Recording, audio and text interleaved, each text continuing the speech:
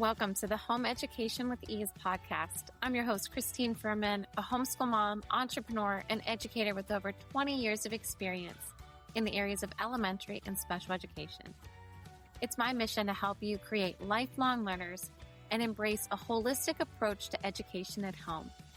I'll be sharing practical strategies, inspiration, and resources to support your family. Whether you're a stay-at-home mom, a business owner, or balancing work and homeschool, you're in the right place to connect with a community that values education just as much as you do. Join us each week as we ditch the stress, embrace the joy of learning, and set your family up for a lifetime of success. Hey there, friend. Welcome back to the Home Education with Ease podcast. I'm your host, Christine Furman, your home education expert. And today I have a very, very special guest with us today that I am so excited to introduce you to.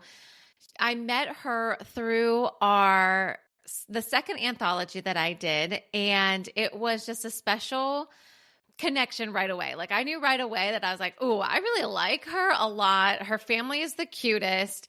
I got connected with her son, Levi, and we just bonded right away. You guys know me. I'm such a kid person, and I just love the little ones. But there was so much more to Tarah, and I am just excited. So if you listen to the episode before this, I share my entire journey and how it led me to work with Tarah and the changes that I've seen. And we're going to talk a little bit about that. But today I'm excited to introduce you to Dr. Tarah Davis, PharmD, MBA, AFCM, and an AFCM certified functional medicine pharmacist and the founder of the Rooted Farmacy. And I love it, guys. It's pharmacy, like F-A-R-M. I just love that so much. I tell everyone about that when I talk about you, Tarah. So a virtual wellness practice where science meets soul and root cause healing becomes personal, with a core belief that most disease begins and is exacerbated in the gut. She helps individuals navigate chronic symptoms, autoimmune conditions, hormone imbalances, and deeply entrenched health conditions through a personalized, whole person approach. I mean, guys, wow. Tarah, thank you so much for being here. Yes, thank you so much for having me. I'm so excited. Yes. Wow. I mean, just listening to that bio is like me. Like, how many times have we said, yep, I'm feeling that. I feel this. And we get these Band-Aid approaches instead of really finding the root cause. And that's one of the biggest things is when I met you and I started talking with you, I was like, yes, she's my girl. Because for years, I have been just trying all of the things. And we were talking a little bit off air where everyone is saying all the things. Well, do this, more protein. Nope. Now you need to fast. Now you need to, do this approach and do this approach and all of these things. And guys, I've tried them all. I've done them all, but I knew something wasn't working. I knew there was something deeper. And it may not look like it. You may not think it from the outside, but I know my body and I know it's not functioning at my optimal health. And that was my biggest goal for Tarah is like, I want to be my optimal health for myself, for my kids, for my clients. So we're going to dive in. And Tarah, I would love for you just to share a little bit more about yourself, about your family. And then today we're really going to be talking about our kids and the food that is out there for our kids and some of the ways that we can navigate it today. Yeah, thank you. So, I guess I really got started in functional medicine when I was 13. Wow. I got diagnosed with irritable bowel syndrome, and my mom decided that was after I had seen like 15 different doctors, and I had been poked and prodded and did all the things, upper, lower GI, endoscopy, colonoscopy, ultrasound. Nobody had any answers for me. I was having diarrhea about 20 times a day. And I went to a doctor and my mom's like, this is probably woo, but we're going to go to him. And he put me on a diet and a few supplements. And in 2 weeks, I was pulled out of school and was homeschooled. Wow. And in 2 weeks, I was able to overcome the diarrhea. But then it was a lifetime of learning how to heal my gut. And the more that research came out, the more that I learned about my gut and healing it and food intolerances and all of these things. And then the next thing came, an IUD. I was given when I was 21. Wow. And when I had it removed, I, my hormones looked like I was in menopause. I was in pharmacy school at the time, and I was doing a rotation at a integrative pharmacy, and that's where I started learning about hormones. And then flash forward, I had my son, got sick, moved, almost died, moved 20 hours away from where we were because my husband's in the military. And within 5 weeks, all of that happened, and I got really sick, and I just didn't bounce back. And doctors kept telling me I was the epitome of health, and I just did not feel like it. And so I started doing my own research, started doing my own digging, and that's where it really started. And that's where the Rooted Farmacy came from. And so I really try to make sure that I have that personalized approach. There's no protocols. Everything is specific for you because you are a bio individual. Man. Yeah, Guys, I don't know if you know my love for her already. Like, everything that she says, Tarah, I just love hearing it all because your story is so powerful that you've walked through this and you said, no, this isn't right. And I know so many of our listeners out there, just so many of the people that we are connected with, feel that where it's like something is off. What is wrong? And here's another pill. Here's another, whatever that may be, another surgery, another removal of an organ, or, and guys, I'm telling you, definitely, I know I'm going to do this at the end, but definitely get connected with Tarah. I cannot advocate for her enough because our health is what we have. And, our hormones, and just the more and more I learn about it, because I'm the same way. I am a curious learner. I want to dig and I want to find out why, right? And this is what I really, my main philosophy for our kids, right? I want them to be curious about their learning. I want them to ask the questions, and I want them to say, well, I don't really understand that. Let's keep digging then, because there's more to it then.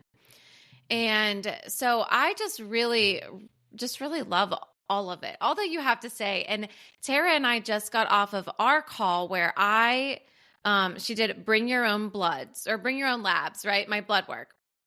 And like I said, I'm going to share a lot of this in the episode prior to this interview. But what an enlightening conversation we've had. And just to know, and I'll share this with you guys, that Tarah said to me yesterday, and she said, you're not broken. You never were. There's just a few tweaks that need made. And guys, I've never felt more heard in my entire life of like, thank goodness I'm not broken. Thank goodness that this can be changed with a lifestyle change, and I feel like I've done a lot of lifestyle change in my life, especially in 5 years. And I still felt like I was, treading water, just trying to figure it out. And by having that one phone call with you already, I already know that my life is going to be changed from our conversation. Thank you. I'm tearing up. I was tearing up before. It just the medical gaslighting and just we're here to be like, I was called to be a pharmacist because I'm a healer, and I just wasn't able to live up to my full potential. And I feel like the Rooted Farmacy was my answer to that. Mm-hmm. And was my answer to all of that. And so, and now I'm really trying to instill that into my son, who's 4, Levi, he loves you. The cutest. They're besties. Yes. So, just leaving that for like the next generation, those traumas behind us, and really experiencing health care, not just medical. Yes. Yes. I love that. And let's talk about that then. Let's talk about our kids, because obviously the way we grew up, and people say, oh, well, we ate that and we did that. And, well, it was way different, even just the soil you were talking about, how the soil's completely depleted from 50 years ago, right? So, even the food that is being grown is just totally different. Even the organic fields are cross-pollinated with the GMO fields, right? Is that what you told me? Yeah, there's a whole Netflix documentary on it, Monsanto and I'll have corn. to watch it. So yeah, it came Yeah. out several years ago. So, and that's like all of that information is like what sometimes we think we're doing the right things and maybe we're not, but how can we instill that education, that knowledge in our kids at a young age? So then that way they have the discernment to say, I know what is the healthy option. So then that way, when it does come time for them making those choices, they've already had that knowledge instilled in them.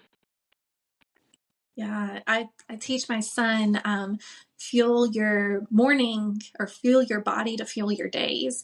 And we talk about balance and what that looks like, but really like just eating the right things and then having the sweet thing or occasionally having the sweet thing. And we just talk about what those things are and we don't talk about them negatively.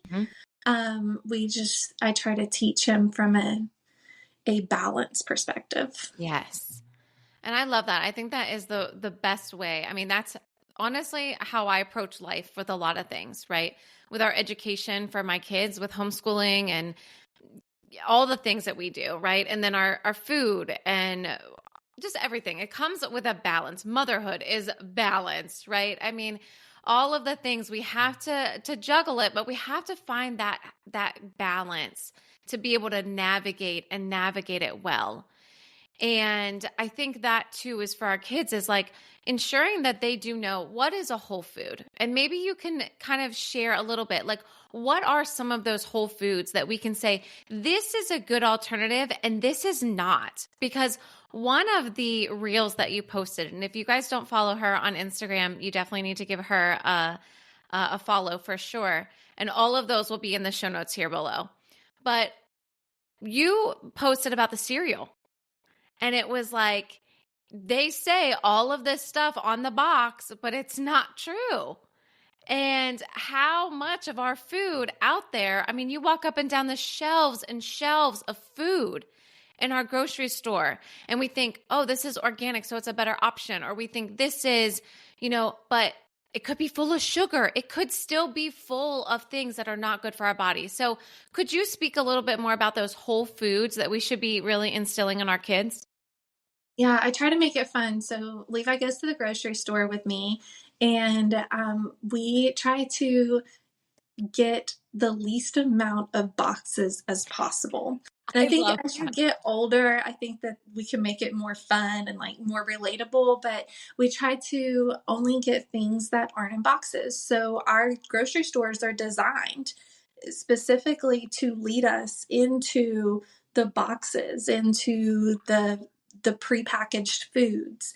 And really, if we eat on the outside areas of our grocery store, those are our whole foods, our vegetables, our meats, our milks, even our cheeses and things like that. Those are our whole foods. And then when you start to work your way inward, you get to those ultra processed packaged foods that we really want to avoid as much as possible. Yes. Even if they do say, hey, this is great for you, this is organic, this is cassava flour, not wheat, there's still that mindset that we have to change to say, okay, I don't need a chip, I need an apple. And your children can get really confused because what's a good chip and what's a bad chip? And do we call them good chips and bad chips? Right. And how do we explain that to them from an early age? Oh, I love that. I love that all so much. And so let's talk about that mindset shift, like you were talking about, where, because yes, we get the better version, the Sietta version of chips, but if they were younger, I mean, my kids understand that now, but that sometimes they still want, like, Mom, I would rather have this potato chip, Sometimes we lean into that. And then sometimes it's like, this is the better option. The other thing I guess I want to share is, how does it make you feel? Right? So really leaning into that with our kids. And that's something that I've done with my kids is like, yes, here is an option, but how does it make you feel after you have it? Or what is it actually doing to your body? Because you shared about how that actually is affecting our brain. And I thought that was so amazing to hear. Obviously, we can feel side effects of gluten, right? But the neurological effects that you were talking about, and maybe you can share a little bit about that too, was crazy, So I would love, you are just full of knowledge. So go ahead. So we hear a lot about like the food dyes and ADD or ADHD, and oh, we need to get rid of food dyes. But what about the brain fog, the fatigue, the anxiety that we see in children? That can really be exacerbated by gluten. And I'm not saying, yes, gluten is inherently inflammatory, and in certain individuals, gluten's effects can last for 6 weeks plus just having one serving of gluten. Wow. But I think for the people that don't necessarily have these issues, autoimmune issues, celiac, irritable bowel, these things, I think just being, just thinking about it, just knowing about, hey, there is gluten in this. I'm going to do better not to eat it. And as we make those strides, we start to not crave it anymore. We start to realize like our body's inherent wisdom is like, okay, we want whole foods. We want to feel, just like you said, how do you feel? Your body realizes and returns to this wisdom and says, okay, I feel better when I'm eating whole foods. I'm not craving those foods anymore. Mm-hmm. And we talked earlier about bacteria and microbes that can cause us to crave these foods, and we're not crazy, and we're not, and it's not just how we are.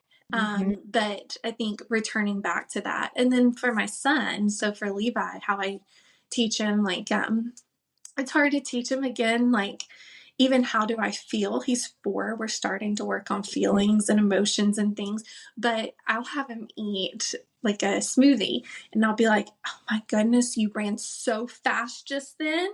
And just talking about, you ran so fast, and then comparing it to the other day when he decided he wanted to eat mac and cheese for dinner and that's all he was eating. And I was like, you were a little slower the other day. Did you notice that? And then we'll start to talk about those things, and not gaslighting him by any means, but really just getting his brain to start thinking about how we are, what we're eating and how it's fueling us. Yes.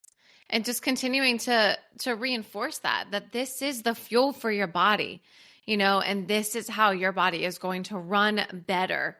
And Yeah. whether it's actually running, and it's running because you had a more high protein smoothie, or did you have mac and cheese, which is that gluten and that dairy, and and it was like, wasn't as good, how did you feel after this one? But you're right, like as they're just grow, as they're younger, it is a little bit harder to have those conversations, but it is still important to say, like, this is fueling your body. This is good for your body. And why is it good for your body?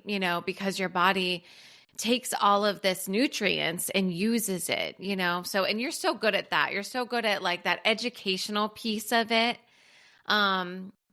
Just all the way around when it comes to just even explaining it to myself, it's like, yeah, we've done the human anatomy, but like really understanding it. I'm like, oh yeah, all right, I understand this. Keep giving me more, because I just love it all. I think that's such an important piece that we miss in healthcare. We go in, they say, your labs look great, or you need to eat some more oatmeal. But like, Don't I do think that, by the way. that's part of like the education piece is such a big part of it, because how are we supposed to know how to fix things and Mm-hmm. how to shift when we don't know what's actually going on with these things? Right. And I teach Levi, like, he loves Hot Wheels cars. So we talk about cars, and it's the same concept for adults. Like, we wouldn't have a really nice car. Like, you would not have a Porsche and put poor gasoline in it. Your Right. body is your Porsche. You have one body. You have Mhm. one amazing body. I believe in second chances, but you have to fuel it with the premium stuff. You have to pay extra, and not necessarily like actually pay extra, but you have to fuel your body in the right ways, and you have to Right. pay attention to that. And kind of a side note, talking about paying extra, I think eating organic, off the Dirty Dozen list on the EWG Environmental Working Group website, puts out a Dirty Dozen, the top 12 dirtiest foods that you should be eating organic for the year. And I Mhm. think, going back to like money and paying premium food, those are the ones I would focus on for Okay. foods. That's great. That's good to know. So this kind of leads into something that we kind of had a conversation about this a little bit, but let's talk about farmers markets, right? So are they necessarily better if it's not organic? So I think they're fresh. You have the fresher of the foods. Again, eating that off that, making sure you're eating organic off that Dirty Dozen list, Hmm. applies at the farmers market too. So I know here in South Carolina, we had strawberries this year, and I was so excited to get strawberries from the farmers market. We have so many strawberry fields, but we had a fungus that came in and wiped out a lot of the strawberry fields. Wow. And the ones that used to be organic, non-pesticide, they're actually sprayed this year. And you wouldn't know it if you didn't ask. And Wow. so get to know your farmer, get to ask them, hey, this, that, and the other. Our farmer's market that's down the road, they're actually not from here. They bus in all of their food from elsewhere. And it might be elsewhere in the state, or it might be elsewhere in the United States. And so getting to know them, asking those pertinent questions, are your crops organic? How long have they been organic? Mm. Because that's going to sit in the soil. Um, are you from here? Is Right. this, like, how long ago did you take this out? So sometimes even our frozen foods can be better than our foods at the farmer's market, Wow. or that we get in a grocery store, because they are harvested right then and there and frozen immediately. So we get that impact, less chance of mold, less Mm. chance that they start to ferment, things like that. And so it just depends on where you're at as far as the farmer's market. But I do love a good farmer's market. I love that. Those are such great tips, though, to use. And we'll definitely link that Dirty Dozen list in the show notes below, so you guys can reference that. I know that's something that, like, I know I should follow, and I should be definitely paying attention to that more. And sometimes while you're at the grocery store, whatever, you kind of forget, So I'll definitely take a look at that, even myself. And because we try to buy organic, but sometimes maybe it doesn't look as good. So then you go the other route. So, but the frozen fruit organic definitely makes that makes a lot of sense. That's going to be fresh even though it's frozen. So I like that. That was a good tip for sure.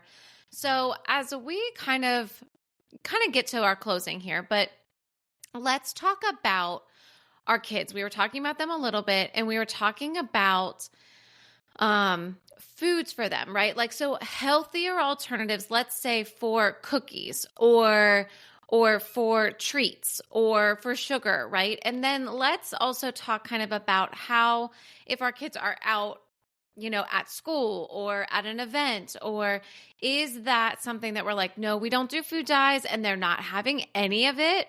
Or is it that balance that we were talking about, where we're saying, you know what? Yeah, we don't hold this in our home. We don't typically have this, but on this occasion, it's okay, as long as it's not every day, as long as it's not consistently. So I would love to hear feedback on that.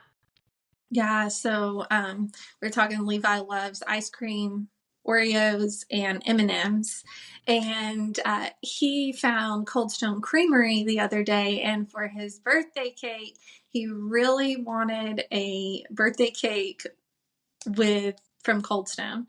And I think that that's fine. Like, hey, this is something that we get occasionally. I try not to glorify sweet treats. I'm not like, if you finish your dinner, Right. then you get. It's, Mm-hmm. hey, we're going to have balance.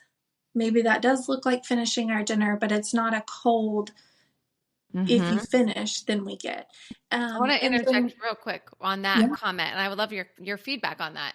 Because when my kids were little, if the cookie was on the plate, I was like, go ahead and take a bite of your cookie, but you have to keep eating this. All of this meat has to be gone. And I never forced the breads or the pastas. I was like, the meats and the vegetables and the fruits, those were the priorities, and it's like that. And that's what they gravitate to now, and it was all about that balance. So that's kind of how we did it was like, I'm not saying you have to finish everything, but you can have a bite and you can get that taste, but you need to eat all this other stuff first, yeah. And, I'll preface with I have like a super picky eater, and we have been to occupational food therapy for him. I've bought the Instagram courses. We've done all of the things trying to get him to eat these healthy foods. But really, what works is sitting down and not starving them out, but giving them choices. And I think that was also like for me a mindset shift as far as and my husband, like, hey, we're going to give him the option. We're going to plate his food in this way, the safe food, the possible food, and then this new food. And he gets the option to eat it, but he doesn't have to. We're not going to force him to. We're not going to sit there and make him shove it down his throat. Right, And right. I think we've seen like the biggest changes with that. And then kind of shifting back into like, what do we let him have? Do we let him have the M&Ms at the book signing and that he wants? Of course, because he's little and he is a kid, and we're not going to suck the fun out of it and make him have this anxiety disorder and disordered eating Yes. from being so concerned about his foods. Yeah, sure. Today, since we're out and we don't have an alternative, let's have the M&Ms. Mm-hmm. But when you go to Gigi's house, where I know you're going to be offered M&Ms because Peeps keeps them in the fridge. If they're hearing this, they know. They keep all the things in the fridge. I'm going to send him with the Unreal M&Ms Yes. as an option when he asks for it. Yes. So I'm kind of ahead of that. Mm-hmm. And so that way he has options and he can make decisions even though he's 4. I love that. And I love how you spoke about the food anxiety because you're absolutely right. That is something that I really didn't think about, but how easily that could happen, where it's like, oh, I can't have that and I can't have this. And I mean, I probably have it a little bit myself is like, oh, I really shouldn't have that. And I really shouldn't have this. And I know that. But for our kids, we definitely don't want that. We want them to know those healthier options, and we want them to know that there are healthier alternatives. And just like you said, being ahead of the game, like Kona Ice. I don't know if people know this, but Kona Ice actually has dye-free flavors. And I didn't realize that until this summer, and it was like, okay, well, here are the dye-free flavors. Well, then we go and the one Kona Ice didn't have it. And my son was like, well, I really don't want pina colada, and I was like, go ahead. I already told you can have this, pick the kind that you want, But then when we got cotton candy, let's get one that doesn't have food dye in it, Now, none of those were good alternatives, but one, we were at an event that we don't normally eat those things, And cotton candy is like one of the things that they're like, oh, we would love to try that, Mom. And I was like, sure, we'll try this, but this is definitely not something that is a regular for us, And so I do think just being relaxed about it and just teaching them those healthy habits is really very important. Definitely. I think that's, again, so much disordered eating, even on the smallest scale, just in adults too. I think just let it just, teach them what you can, and then you just have to relinquish some of that control too. Yes, for sure. Well, Tarah, I just thank you so much for being here and would love to see if you have any last words for our listeners. Any pieces of advice, anything like that?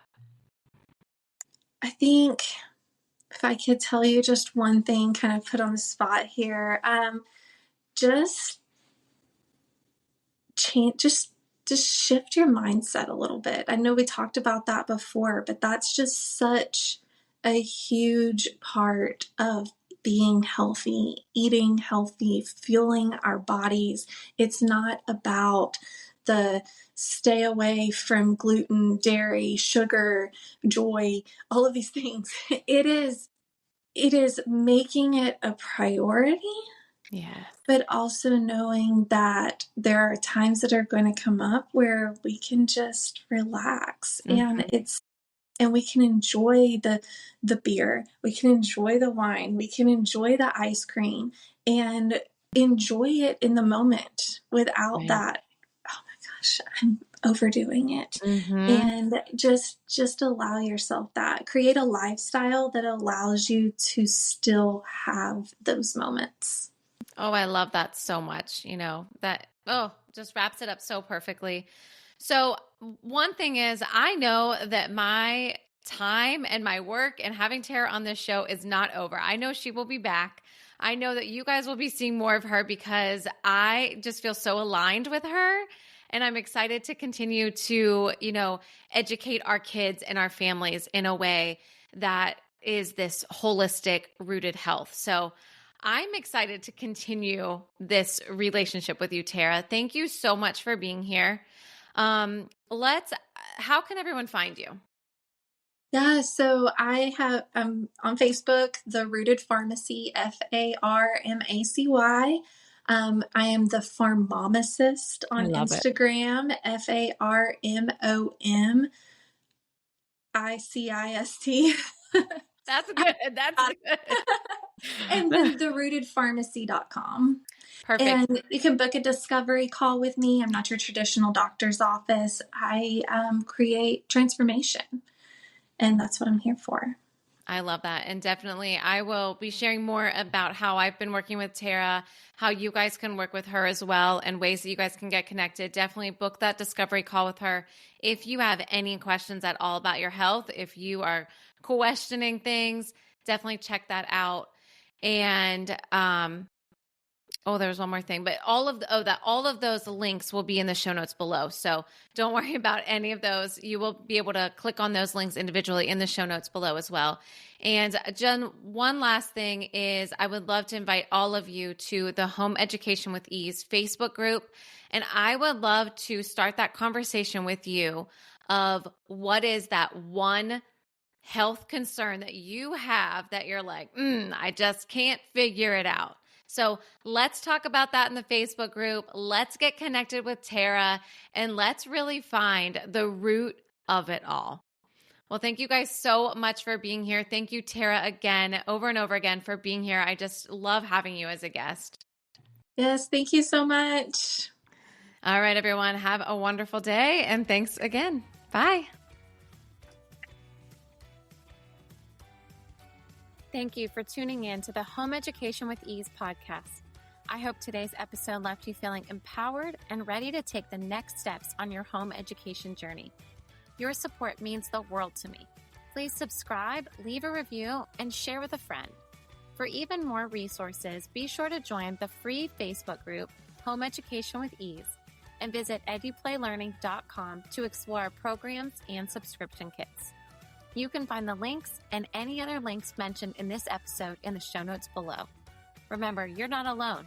This community is here to support you every step of the way.